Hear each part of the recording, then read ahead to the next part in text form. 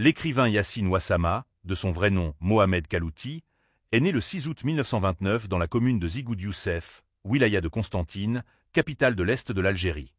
Enfant, Yassine fréquente l'école coranique de la mosquée de la ville de Constantine, mais après une courte période, il rejoint l'école coranique de l'État de Sétif, où il poursuit ses études le 8 mai 1945, jour où le colonisateur français a commis d'horribles massacres contre le peuple algérien.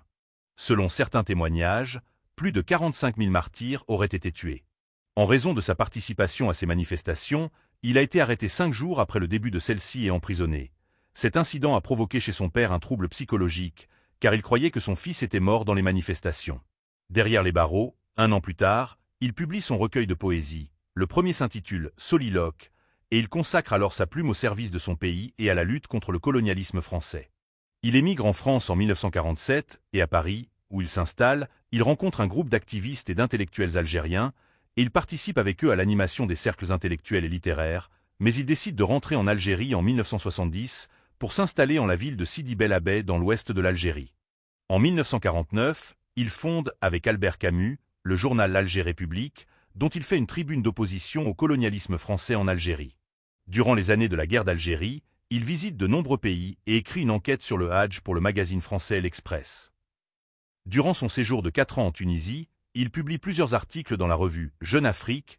Il a travaillé comme directeur du théâtre régional de Sidi Bel Abbès, à l'ouest d'Alger. Il est considéré comme l'une des figures les plus controversées de l'histoire de la littérature algérienne contemporaine, car il était un libre penseur sur le plan théorique et à travers ses œuvres littéraires. Il a utilisé sa plume pendant la Révolution pour combattre le colonialisme et a été emprisonné en raison de ses positions révolutionnaires qui se rebellaient contre le colonialisme.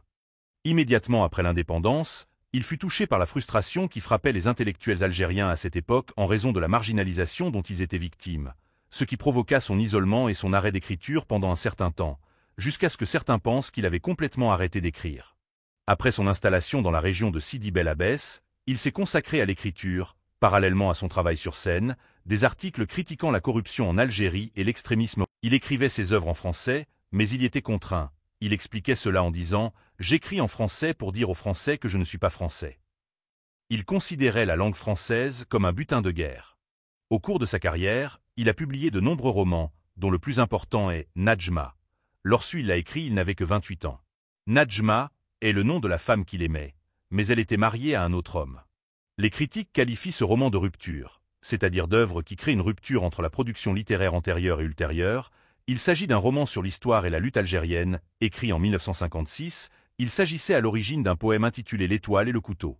Religieux. Le roman a créé un événement littéraire et médiatique, a été traduit dans plusieurs langues internationales et est devenu un texte de référence dans les universités internationales les plus prestigieuses.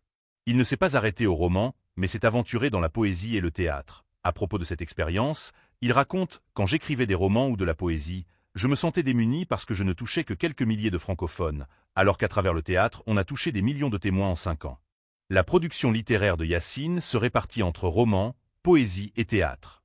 Parmi ses œuvres les plus importantes, on peut citer Le Cercle de la Vengeance, La Rue des Femmes, L'Étoilé, Le Polygone étoilé, 1966, Mohamed, Porte ton sac, et Palestine qui, 1966, Ils l'ont trahi, L'homme à la botte en caoutchouc, Le cadavre encerclé 1959, Les anciens doublent leur férocité, La poussière de l'intelligence, 1000 vierges, 1958, et Poème de l'Algérie opprimée 1959.